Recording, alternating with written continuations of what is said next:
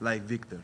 He has the chance to be one of the best, not in his age or not in Europe, one of the best to ever play this game. Like, we have never seen something like that before. We got to get ready for this kid, you know. He's gonna be really good. And the evolution of the game is taking us this far. You know what I'm saying? When we got 7'5" dudes able to do everything on the court. The league's really in trouble when he comes in. I want to see how it plays out. I mean, it's obviously an honor to see such great people talk like this about me, but it really doesn't change anything. The thing is, I didn't do anything yet.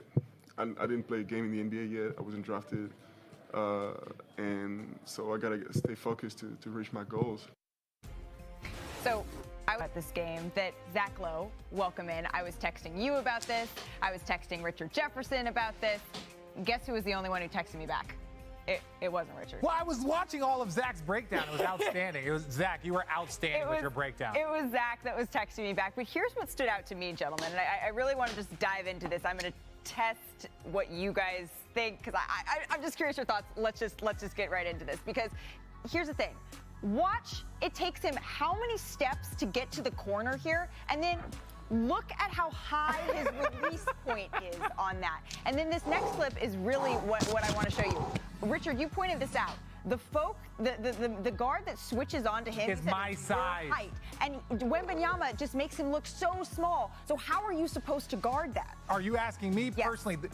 The thing that I would do with him is you can't give him space, right? Steph Curry loves space. He creates it through movement. Kevin Durant needs space. He creates it with his elevation and his length and his size. LeBron James needs space. He creates it with his athleticism and his strength. Every player needs space. He has a combination of things that we have never seen. 7'5", high release point, elevation on his jump shot, quickness, footwork, all of the things that you put into it that's the scariest thing that we've ever seen. Wait, back up 1 second, though, because we were talking about this a little bit in the newsroom. And, Zach, I'm curious your take on this. You told me that everybody in the NBA, what we're chasing right now is space. Yes. Everyone wants space. But for Victor Wembanyama, this is completely different when we talk about space. He is space. He is the embodiment of a human space because if you crowd him, he can elevate over you. If you give him space, and again, you see because his skill, he can take one dribble. He only needs a fraction of the space. Steph Curry has to work extremely hard. That's what makes him special to get his space. This guy can take one dribble and the stride and the length and then the elevation.